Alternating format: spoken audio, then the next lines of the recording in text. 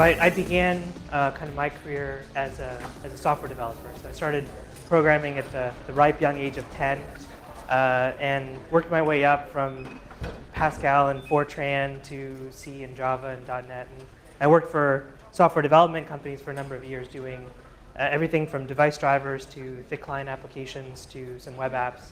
And then along the way, I had an opportunity to do, one of my projects was data mining software where we were writing code to do anomaly analysis on network traffic. And that, prior to that, security was sort of a hobby and just an interest. And I was like, hey, this is kind of a potential profession. And that was back in 2002. So it was quite a long time ago. So I transitioned from software development into InfoSec, and I began red teaming, pen testing, and did a lot of work. At the time, I was at the Indian National Laboratories. But then I transitioned. I also got my master's and focused on information security and information assurance. And then I transitioned, and I went back towards application security and software security. So prior to this role, I spent 5 years at Fortify Software during the startup days, and then also post-acquisition after we were acquired by HP. And so I spent those years, all of them in services, working with companies, implementing both static analysis, but also helping them figure out how to be successful at software security, how to engage their development teams and make improvements that were tangible, but to do it in a way that was either cost-effective, either politically or financially, politically in business sense, or meet their compliance goals, just integrate technologies the right way, and so forth. So in that time, I'd spent a lot of time training developers on secure coding because you can't fix it if you don't know it, and we'll get into some of that further. But as well as teaching the managers and helping them establish programs that could be successful and sustainable on their own. So they didn't have to have consultants in all the time to do things, but they could do it sustainably, or they could take a small security team with hundreds of development teams and actually get that to scale, and not have to have each team come to the security team to do things, to empower those development teams to do things on their own and have results. And then my current role, I'm a security architect at Service Mesh, so there's a little bit of a change in that we have one development team, one product, and I'm part of that development team. So rather than being the consultant, product security is a function of our development team, and so there's lessons that I learned from that, and I wanted to share some of those as well. So the goal today is really to help you, pick up some of these attributes that you can take with you and implement with your own teams. Now to do that, I want to do a little bit of scoping, and those of you who are familiar with the development process, scoping is very important, and it's as important to rule out what you're not doing as it is what you are doing. So I thought I would try my hand at that as well. And this is not to say there's anything bad about the things I've ruled out. It's just not something I can cover or the primary focus of today's talk. So compliance and triage and incident response are very, very important for programs. But these are live kind of exercises. It's not something they're generally reactive, right? Because you're going to have either you failed an audit or you've got a compliance activity going. As a business, you have to do that. There's no choice, and you have to do whatever you need to do to get through that audit. Likewise, with an incident, you need to do what you have to get through the incident, to get your response going, to do so your forensics. It's not necessarily a proactive enterprise. You can do things in advance to be prepared for that event, but when you're in the midst of it, none of these tips are going to help you when you're in the midst of those activities. And one of the keys that's important to me is not punishing development teams, right? And we'll get to why that's the case shortly. And despite my caveat that I was at a vendor before, this talk is not about tools that you can buy. I may mention some by name, but there's no endorsement involved there. And in truth, there's no tool that you can buy that's going to solve these problems. This is as much about the people and the process challenges as it is about any particular technology that you can implement. But some of the things that I do want to try to help you achieve are proactive, iterative improvement strategies. Things, for the most part, looking back at them, they're very little things, but they're things that will help you structure your program to be more effective and to have demonstratable results over time. Empowering the development teams to do that and to have repeatability in doing that. And as a result, ending up with better software. Right? And you may never get to a place where it's completely bulletproof, the software and applications that you're building, but you can get them to be better and better. And like with everything else in security, you don't have to outrun the bear, you just have to outrun the guy next to you. Right? And so there is a trade-off, and part of that is making your software better than your competitors or those others that you may be competing against. And finally, to whatever tools you decide to use in your process, to do a few things that you can try to use them more effectively and to get the best value out of using them. So those are the goals. Please feel free to ask questions during. There's also some time at the end, and I'm here for the whole day, so you can also ping me afterwards. I'll be here all day tomorrow as well. And I'm local in Austin, so if you happen to be local in the region, feel free to contact me and just chat or go to a happy hour. So there's 5 core success strategies that I'm going to talk about and go through, and I'll also highlight some case studies without naming names of things that were successful and why, and less successful and also why. So we'll start out with developer education and learning, a roadmap, integrating to your SDLCs and your team's SDLCs, using tools effectively, and then lessons learned from joining the development team. All right, so first up is developer education. So just by a raise of hands, how many of you have taken computer science courses? All right, that's more than I expected. How many of you remember, let's say, your first 4, we'll call it your first 4 computer science courses? Project that you did, some of the things that the teacher made you do. And through those first 4 courses, how many of you ever heard the word security discussed in those courses? So this is a major challenge. Right? And as developers, in those first 4 courses, you're learning the core of the language. Generally, you're learning your fundamental data structures and algorithms. You're running object-oriented programming. And depending on the nature of your curriculum, by that point, you've already built several functional applications. Now, let's say it's sometime later, and you're going back and you're like, hey, I remember doing something like this in my course. How would you reuse that design pattern that you learned? Well, you'd probably go dig up your code, copy it, paste it, and use it. And there's nothing wrong with that, right? This is how we get things done in the world. And whether that's a developer or whether it's an accountant with a spreadsheet, it's the same thing, right? We're going to reuse things that we've already done. But the challenge is that our developers haven't been taught and integrated into their education the ideas of security and software security, and even down to the basic design patterns that they use. And so in that sense, you can't blame someone for not doing something that they were never taught to do. Right? So it's kind of like being angry at your 12-year-old for not knowing how to drive the car. Well, they haven't gone to driver's ed yet. Right? They haven't learned any of the fundamentals. And this is still the case.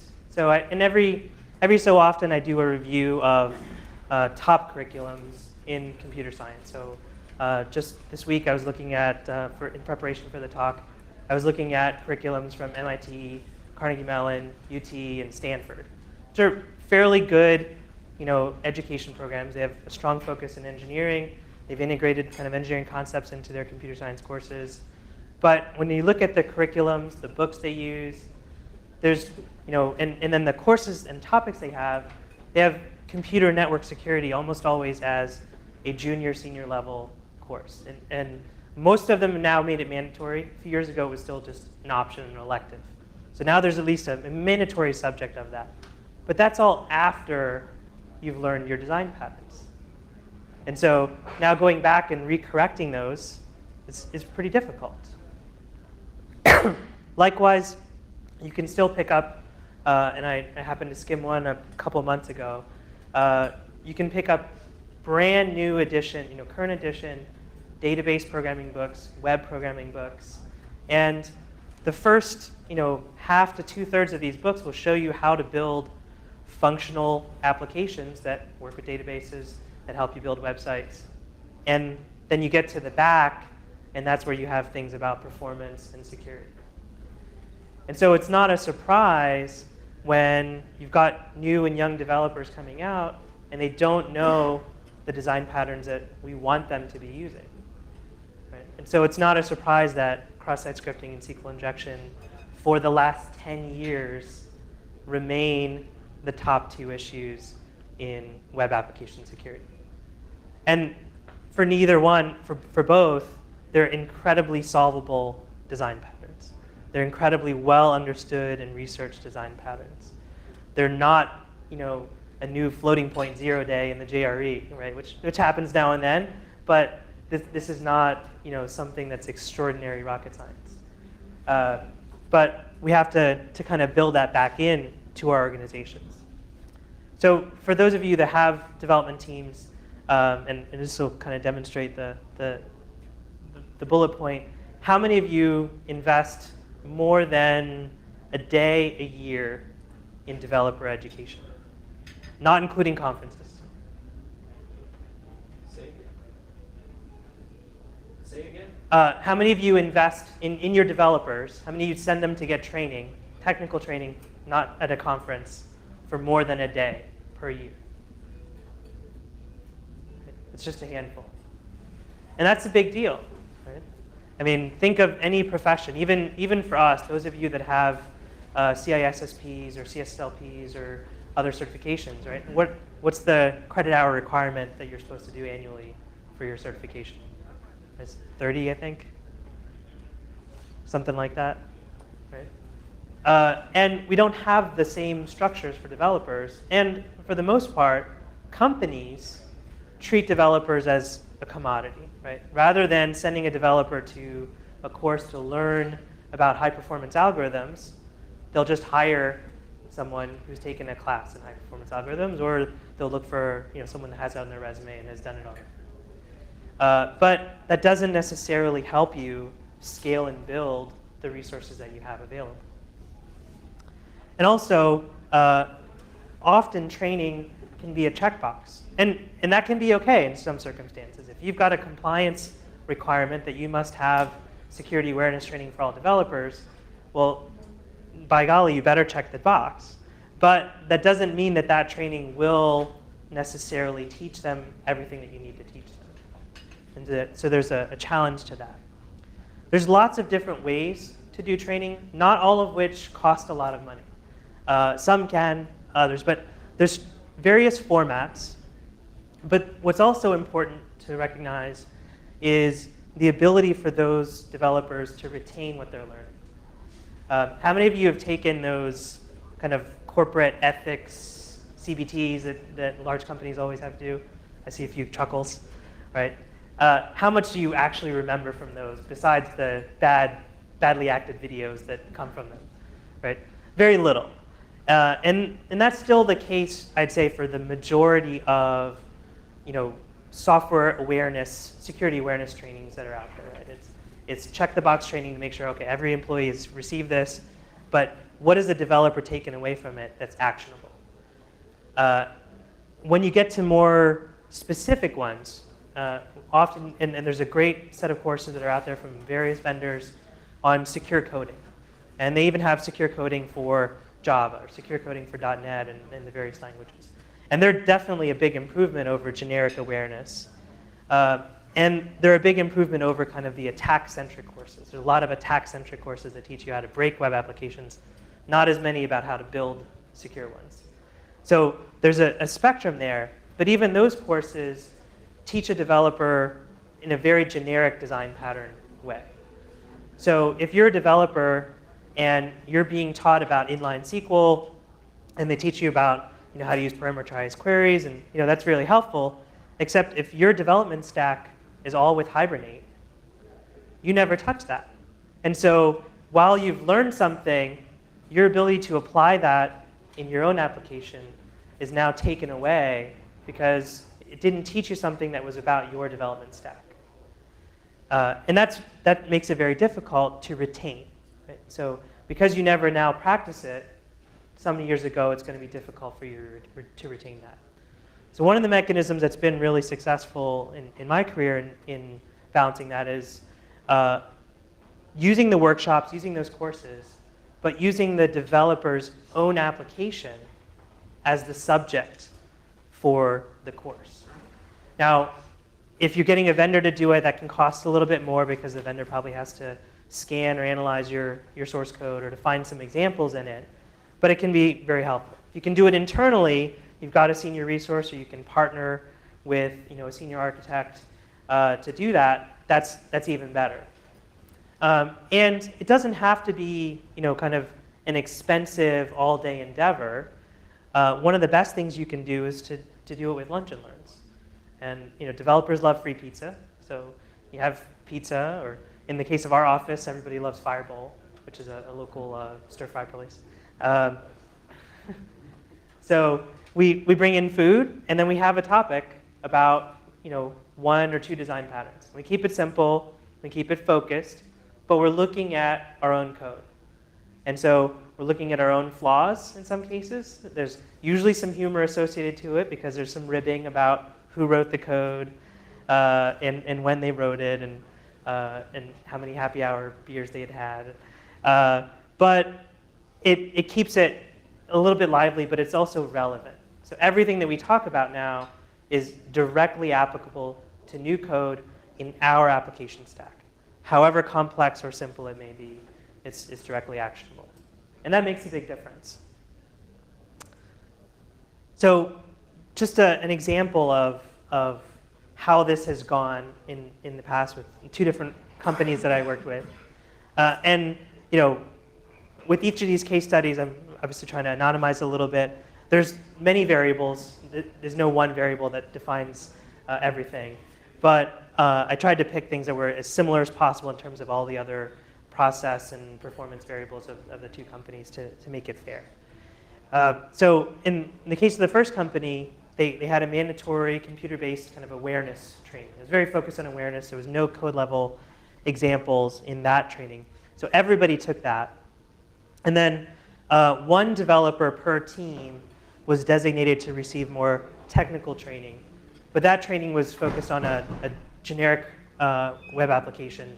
In that case, I believe it was actually WebGoat, so the OWASP WebGoat project. And we actually looked at down to code level analysis, but of WebGoat, right? So just looking at the WebGoat technology stack, not what they were building themselves. With the other organization, everybody got technical training. And that technical training was primarily from their own code, but with a little mixture of WebGoat baked in. So where examples couldn't be found in their own code, we use WebGoat instead for those examples to blend it. But there was a specific focus, right? Rather than spending time on the entire OWASP Top 10 or the entire set of findings that we could get, there was a specific focus in taking the top findings in their application and talking about how to remediate those particular findings and walking them through in design detail, talking to them and really engaging in a discussion with the whole team about the background of that particular code, the requirements, the performance needs, and then saying, okay, how could we change this? And what would you have to do to do that? And so they came out of that essentially with a plan of what they would do to fix those issues. Now, that second team was part of a pilot, and it was actually 3 different development teams. So we did a pilot with them, and it was, I wouldn't say a contract, but there was a commitment with each of those 3 development teams that in exchange for receiving this training and for the company making that investment in them, they would have to commit to fixing 20 issues in their application. Right? And it was a reasonable request. Initially, the ask was 50, and they complained about that. And so it negotiated down to 20, and so they all committed to 20 things. And they had choice, right? It wasn't the security team or us as the consultant telling them which ones. They had input into which ones they wanted to fix. And they had a month to do it. So it was pretty reasonable. So from the results of that, kind of comparing the two, in that first group, that first organization, the development teams kind of continued as normal. Nothing really changed for them.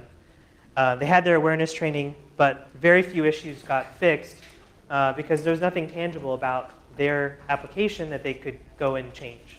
But they did learn some things, and there were some things that got fixed, but it wasn't broad. But the biggest thing was that from there forward, they still relied on the security team to tell them what they had to do. Right?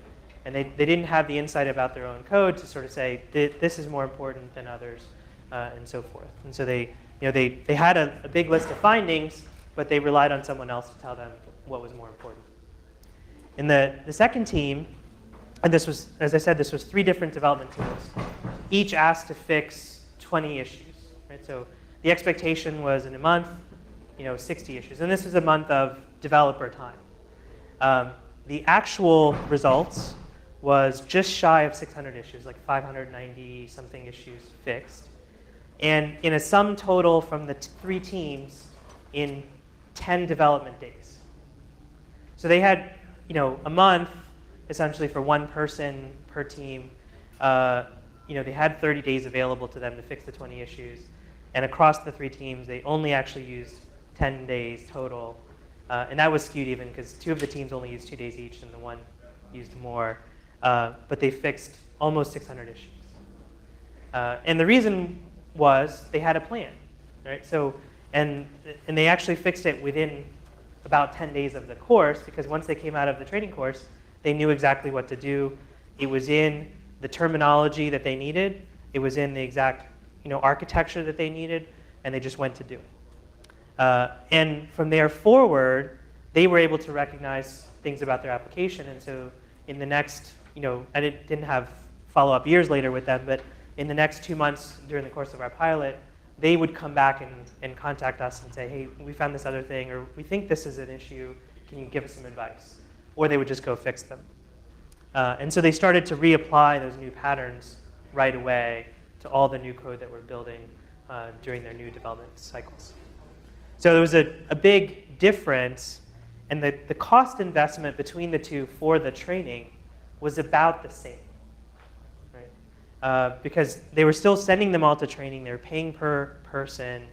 The biggest difference was with the pilot, they spent a little bit more time on our consultant up front to learn about their application, and they trained in that particular application. So, yeah, sure, there was a little difference, but we're not talking hundreds of thousands. We're talking like $5,000 or $10,000 difference, which isn't very much for a pretty significant set of results. So with that, some tips that you can take with you about approaching training in your own software security program. So you've got to have management buy-in. Right? There's no way that you're going to get the approval to train every developer without some sort of management buy-in. And that could mean the dev management, it could mean business management, but somebody at that level has to say, this is important. But the value that you can take to them is to say, this will make your developers better and faster, and it will reduce the time that it takes to remediate things. And that's enough of a carrot to fix things. Another carrot to kind of bring into that is to commit to follow-up actions, right? So you're giving the developers training, you're helping build their skills. It's fair as part of that bargain to say we expect an X amount of commitment afterwards that you're going to apply what you learned. And that helps a lot, both in terms of their ability to retain that and reuse it, and also to demonstrate the value that you're getting for whatever dollars you spend on that training, whether it's time internally or a vendor that you bring in. The vendors can certainly help, but again, you have to choose wisely. Some of the vendors use, for training, they use an instructor, but that's a teacher, not a developer. Right? So it's not someone who necessarily is familiar with the development or the specifics of content. They're someone who's trained and skilled at teaching a class. And so there's a trade-off there. And often, it's a double-edged sword. It can go really effectively if you take like a senior architect who knows your application and you have them teach it. But it can go the other way too if they're, if it becomes kind of antagonistic or if they're not a good communicator in front of a room of other peers. So that's something to keep in mind. And you almost really have to assess who you have available on your team, who's skilled enough to do it, who has the credibility and the kind of management of a room to do it, or if you need to bring someone else in. Definitely use their own applications, and that I found is the most productive thing to help retention and also reuse of whatever they learned. And then finally, development organizations are very fluid. So developers move teams, they change companies even. So you've got to have some refreshers built in on a reasonable basis. And those refreshers don't have to be a full-blown class. It could just be a lunch and learn on a specific topic. Doing that once a month or at least once a quarter is a great way to keep things in touch. And also gives you an opportunity to bring in things that are happening in the marketplace. So one of the things I do whenever I do a lunch and learn at our company is I save the last 5 to 10 minutes and I talk about things that are happening today. Right? So either new breaches or new flaws that have been reported, and just to kind of keep people apprised of new things that are happening out there. And so that could be, sometimes it's even just a new dev framework that seems really interesting that we might like, but that keeps it engaging and forward going. So the next kind of core area is a software security roadmap. And this is an example of a roadmap. And it's very similar to ones that I've used in the past. And what this does is it lays out your priorities for what you want to have addressed. Now you notice I didn't have the entire OWASP top 10 in year 1, right? Which is what your compliance auditor will tell you have to do. Because for the large part, that's not achievable. So one of the key things about this roadmap is that it has to be achievable. If the OWASP top 10 for your application, and for most applications, that's thousands of issues, to fix that many issues is going to fully derail your business and whatever that application or product is. So you can't do that. It's got to be some measure of things that are achievable, but also justifiable from a security perspective, and forward-looking. But there's other reasons why this is relevant. And I happen to pick year, and that goes pretty well for very large companies. If you have a very small development team or a very agile process, you could set it up for quarters, months. Just depends on what kind of commitment you have to execute on those things. And if you change the cycle time, you could also change the items that you put in each cycle to match that. But one of the key things about this is it's forward-looking.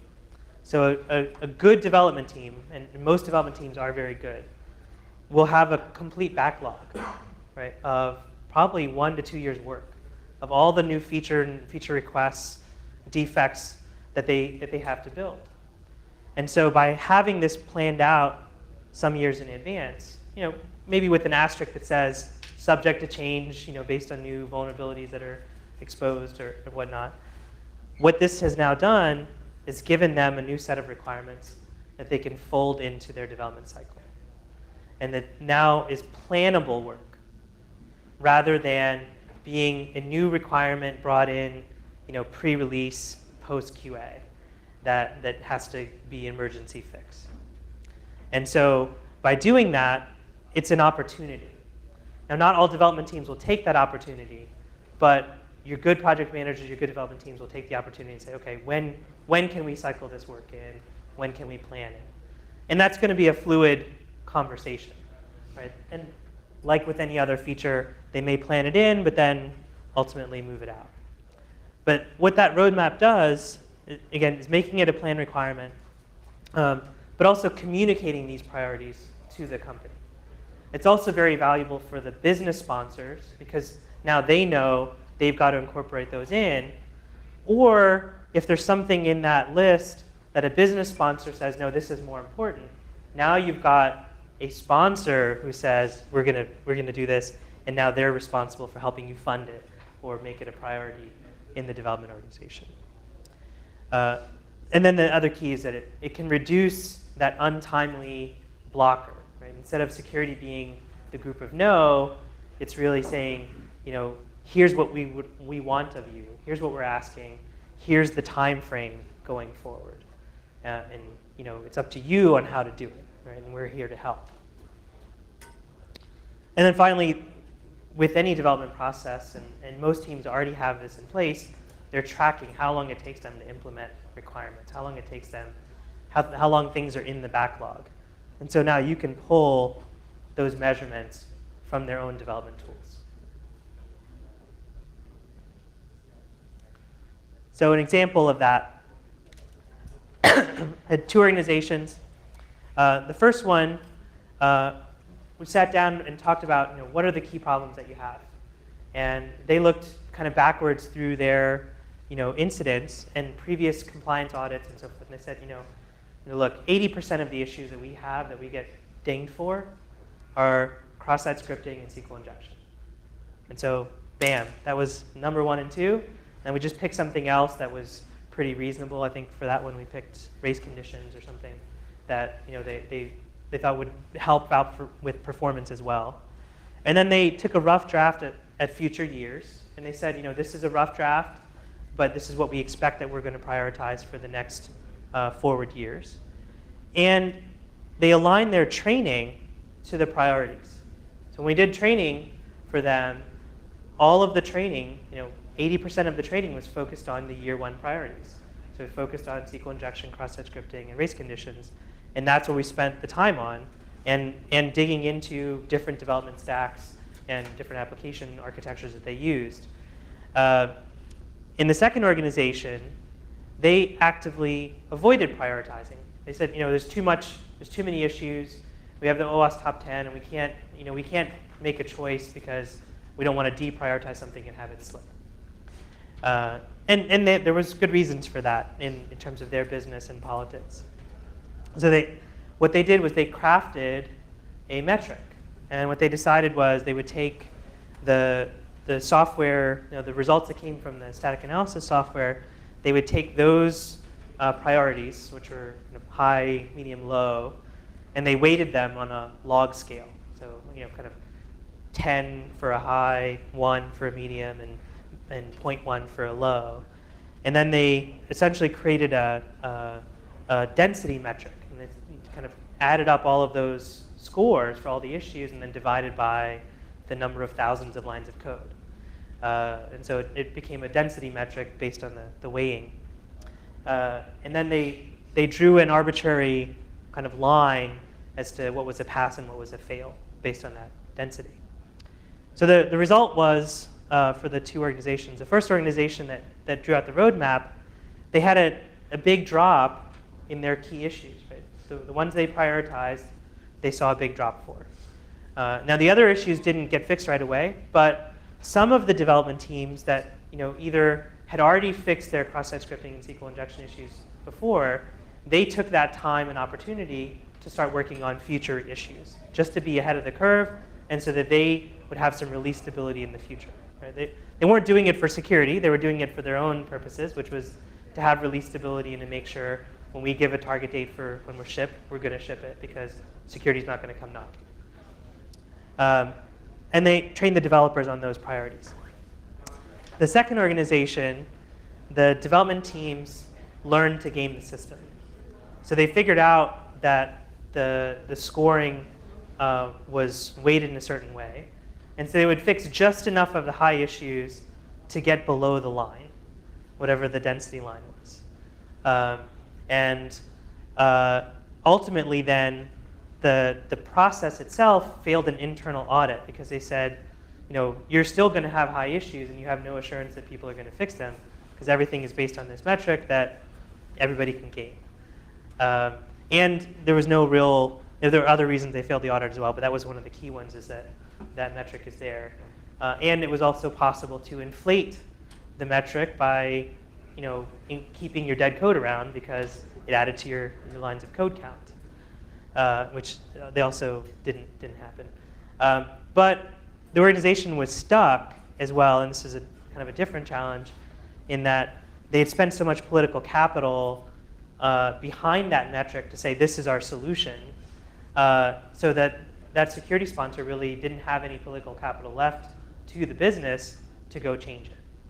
And so hopefully by talking about that example, that's a lesson that you can avoid and not repeat, because it ultimately didn't lead to big improvements in their applications. It just led to a lot of paperwork being shuffled all around and lots of checkboxes being checked, but no real reduction in risk. So that some of the key tips, I think I've mentioned most of these, but we've got to have buy-in for management on what the roadmap is.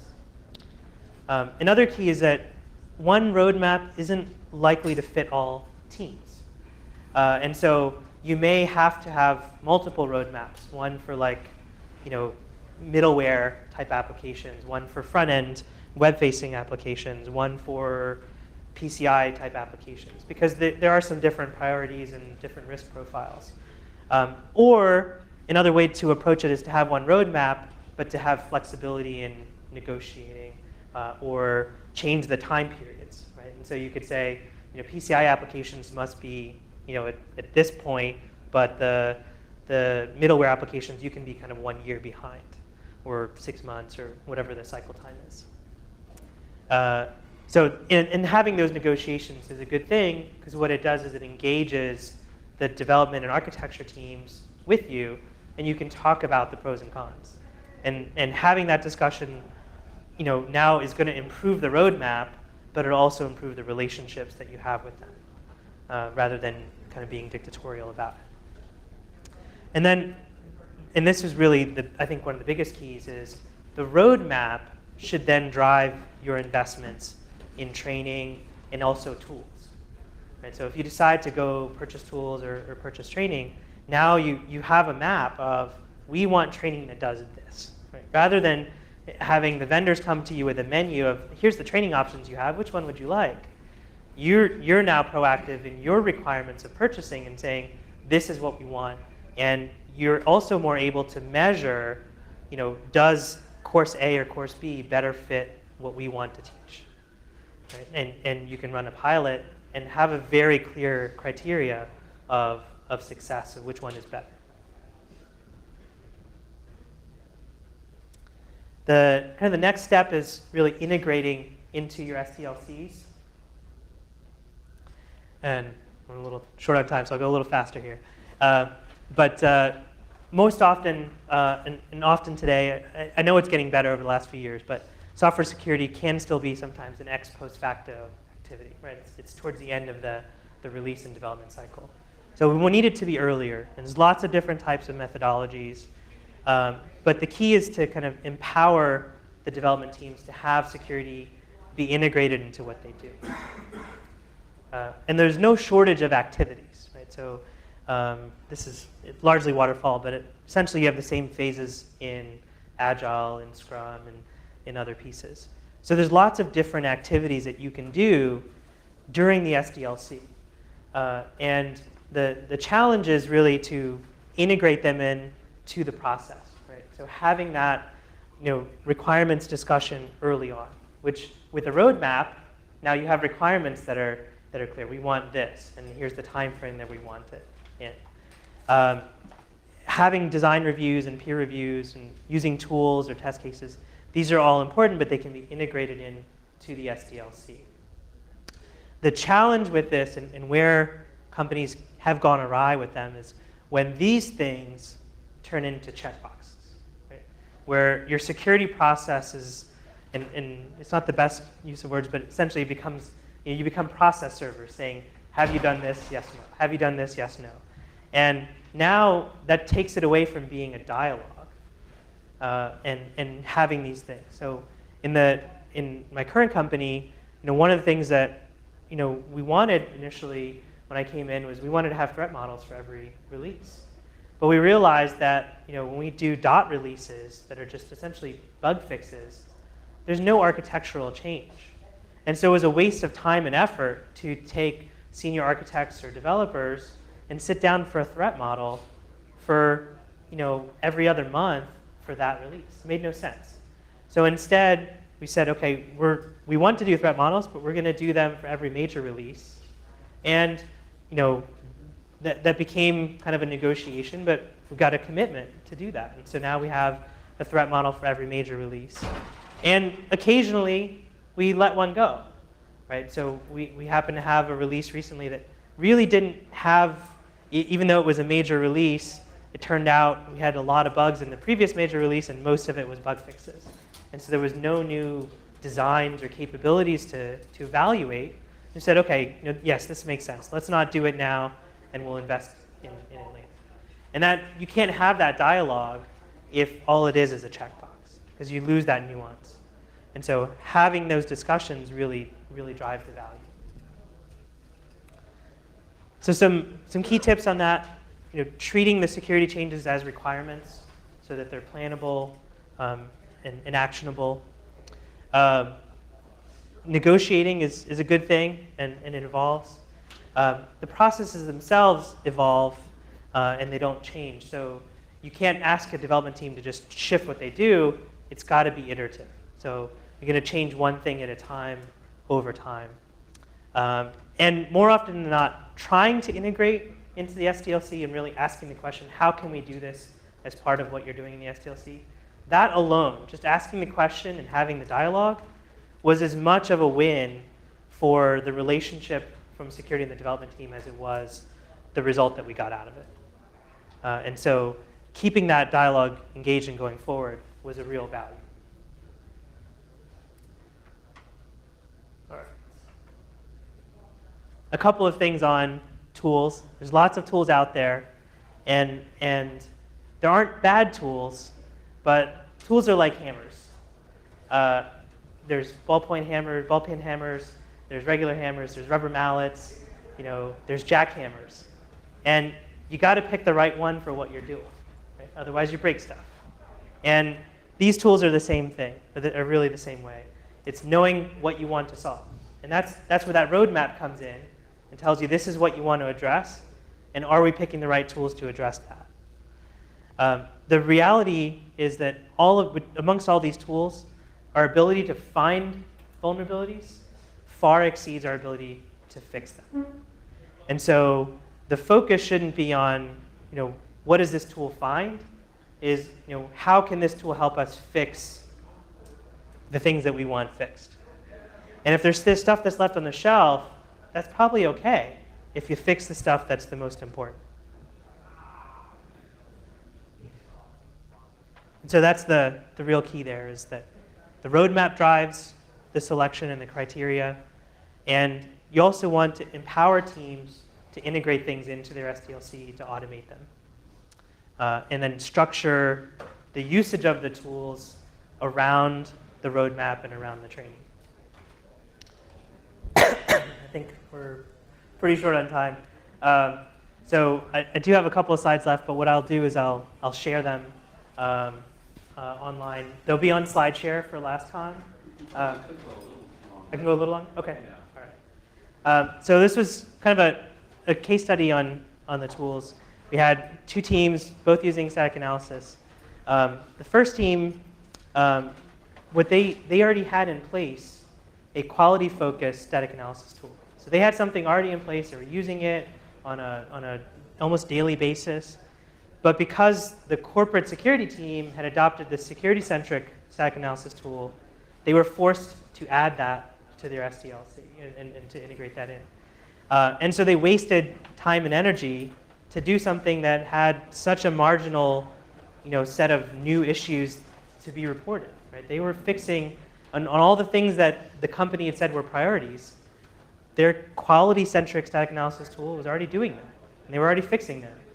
And so what it turned into was just a waste of time and a reduction in the, the relationship between the security team and the development team. In this other case, it integrated in a tool to run every week. And what they did was they reconfigured all the results to match their roadmap. And then they measured against that roadmap every release. And so over time, the result was they got better with every release, but they did it in a way that was meaningful and aligned to the priorities. So some of the tips with buying and using tools, align to the roadmap and tune, don't be afraid to tune the settings and the results to fit your roadmap. And sometimes, whether it's consultants or auditors, they'll say, oh no, you shouldn't do that. This is kind of a reference source. I call BS on that, because what's more important is that you have your priorities that have been shared and communicated, and that you can stick to it and follow through on that those are achievable. One of the things that's always talked about with all these tools are false positives and false negatives. And my advice generally on those is get over it. Right? None of these tools are perfect. They're going to find stuff that you don't like that doesn't make sense. Find the quickest way to ignore it and move on. And they're going to find stuff and they're going to miss stuff that you didn't realize. And so you have to have a plan. You have to have understood through your threat model and the other security activities, there might be a gap here. Let's make sure we address it with some other testing, some other approach. And by doing that, you can kind of focus the tool to make things actionable for your developers. And that's the best goal, is to really have that development cycle be quick. And the reason is, developers will write, tens to hundreds of lines of code a day. So if it's a week, 2 weeks, 3 weeks before they get feedback on code they've written, then that's long gone. And so now any effort to go fix that code is now also coming with an overhead of where was I at that point? What were we thinking? What were those requirements then? Whereas if you got that feedback within a day or a couple of days, that overhead is much less and the result is much quicker. And then the last set of lessons I've learned is from joining the development team and really being in charge yourself. And I think this is a great step, and I hope that OWASP as a community, and kind of speaking off of what Nick mentioned in his keynote, that we all incorporate that. And whether that's bringing developers into OWASP or us joining the development conferences and going there, but moving that security function to be a product feature, product requirement, and integrating into those goals. And there's things I learned from that were incredibly valuable. Prioritizing is a continuous balancing act. And so, there are things that I had on my roadmap that I wish would have been done several months ago, and they'll probably be done in 6 months from now. But that's okay, because we got there together. And we got there through a dialogue and said, yes, this feature is more important than what I was talking about, and let's have the bigger win for the product. Right? And that really brought us together as a group. It also improved our credibility. Right? Before I joined the development team, security was an external function, and so there was this kind of back and forth constantly. And once we had someone in the development team, now developers and QA engineers, almost on a daily basis, come see me. Hey, I saw this. Is this a concern? We never would have had that before we were embedded in the development team. So we have that kind of evolving organically. And even though our metrics for the backlog of things that were already scaled to be fixed before, that backlog hasn't shrunk as much as I wanted. The thing that has happened is we fixed more issues and averted them at the early design and scoping phases than I could ever count. And so to me, that's still the better win. Even though there's some issue that's been there for a while that hasn't gotten fixed, I'm much happier that new things that we're building are much stronger to begin with.